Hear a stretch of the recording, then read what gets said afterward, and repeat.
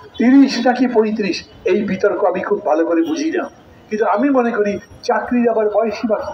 বাংলাদেশ সব বিবেচনায় একটা অনন্য দেশ, যেই দেশ ঘুরে দাঁড়াতে পারবে এটা বিশ্বাস করি। এবং সেই জন্যই আমরা বলি এই পরিবর্তনের লড়াইয়ের মধ্যে আমরা সবাই সামিল থাকি। আবার বলি 30 নাকি 35 এই বিতর্ক আমি খুব ভালো করে বুঝি না, কিন্তু আমি মনে করি চাকরির আবার বয়সী বাকি। আমার যদি যোগ্যতা থাকে তাহলে 40 বছর বয়সে আমি চাকরি পেতে পারি।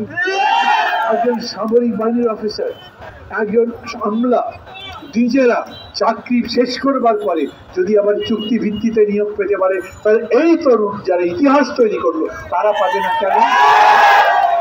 এমন একটা পদ্ধতি করতে হবে আমাদেরকে যাতে আমাদের লেখাপড়ার জন্য, মেধার চর্চার ক্ষেত্রে, তাদের নিয়োগ করবার জন্য, তাদের চাকরির ক্ষেত্রে কোনো ধরনের বৈষম্য না হয়। আমি আবার বলি একদিনই হবে তা মনে করবার দরকার নেই। যারা হঠাৎ করেই মনে করেছেন সরকার বদলেছে এখনই ভোট দিয়ে দাও, তারপরে নতুন সরকার এসে সব করবে, নিশ্চয়ই ভোট দিতে হবে। এই সরকার চিরজীবনের জন্য আসেনি। আর সংস্কার কোথাও থেমে থাকে না। একটা ঘর যেমন প্রতিনিয়তই আপনি রং করেন, ঝাড় দেন, পরিষ্কার করেন, ঘরটাকে ঝকঝকে তকতকে নতুন রাখবার চেষ্টা করেন, রাষ্ট্রকেও সেরকম প্রতিনিয়ত সংস্কার করতে হয়, প্রতিনিয়ত তার উন্নতি সাধন করতে হয়, প্রতিনিয়ত এই রাষ্ট্র যাতে সামনে এগোতে পারে তার ব্যবস্থা করতে হয়। এই জন্যই চলমান একটা সংস্কার কোথাও থামিয়ে দেবেন তা তো নয়। অতএব যদি কেউ বলেন সংস্কার শেষ করি তারপরে ভোট, সেই কথা যেমন সত্যি নয়, তেমনি বলি নির্বাচনের পরিবেশই হয়নি তখন ভোট, সেটাও কোনো সত্যি কথা নয়। আজ ভোট করতে পারবেন? থানায় যান, পুলিশ অভিযোগ দেয় না।